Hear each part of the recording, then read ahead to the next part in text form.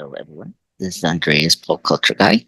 Today is the latest Andreas Pop Culture Retrospective slash review. It is on Goldfinger for its 60th anniversary. It stars Sean Connery, Honor Blackman, uh, the, uh, George Forbes, and directed by Guy Hamilton.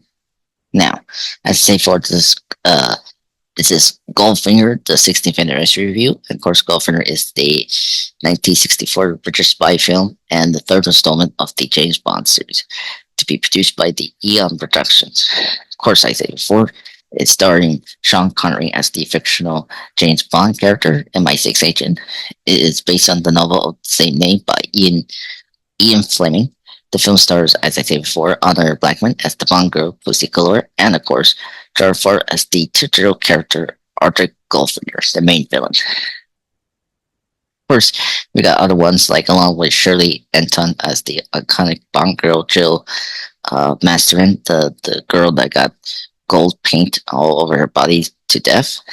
Goldfinger is produced by Albert Broccoli and Harry Saltzman, and was the first of the four Bond films directed by Guy Hamilton.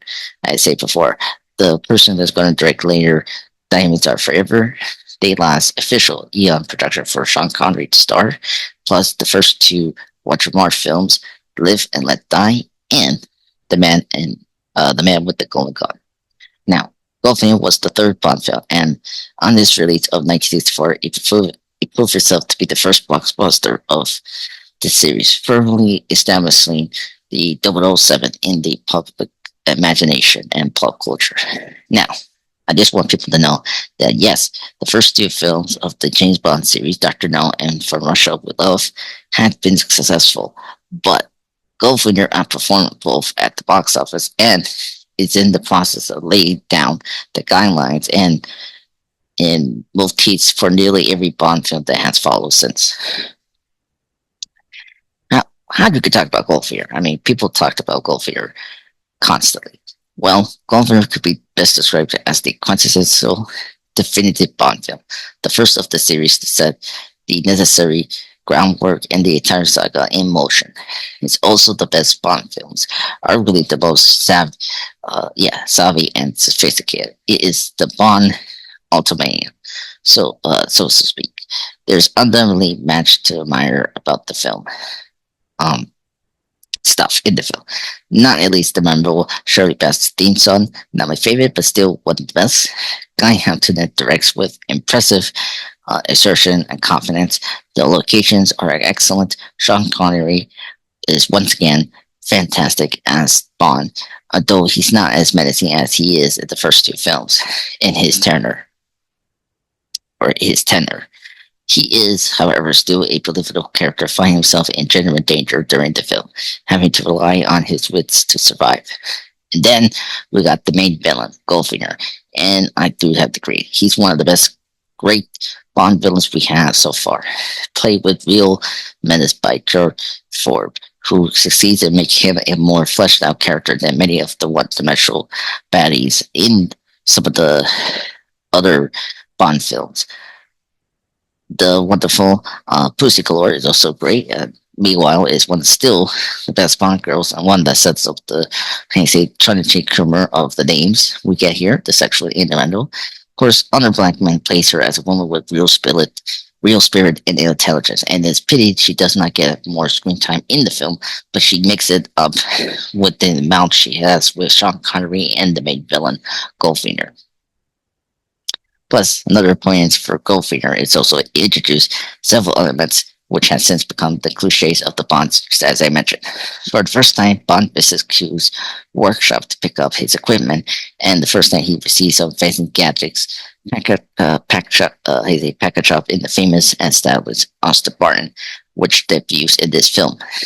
The film is also injected with a lot of more humor than its predecessor, with 007 throwing out one-liners more frankly, and somewhat campier tone being introduced to proceed.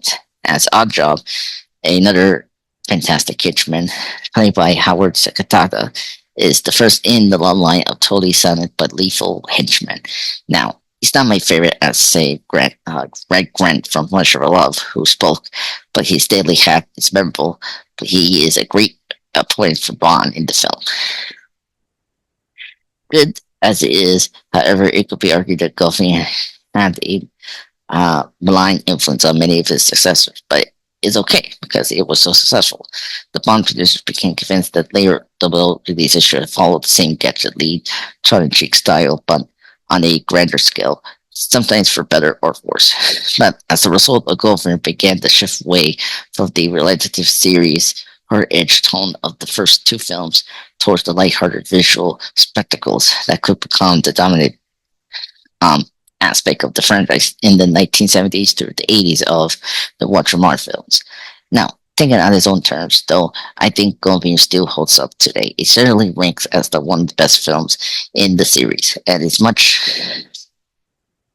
better than the later ones, which try hardest to mimic and outdo Goldfinger, which is crazy. They should never done that. But personally, I like the tougher films in the franchise as the best, like Skyfall, On Her Majesty to Service, You Only Live Twice, or License to Kill, especially from Rush of Love as well.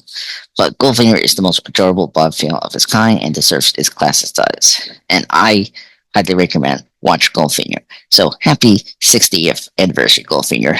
Guys, thank you so much for listening to this another spectacular Andreas pop culture retrospective slash review. There's more to come. Thank you and enjoyed this latest review. Ciao. Bye.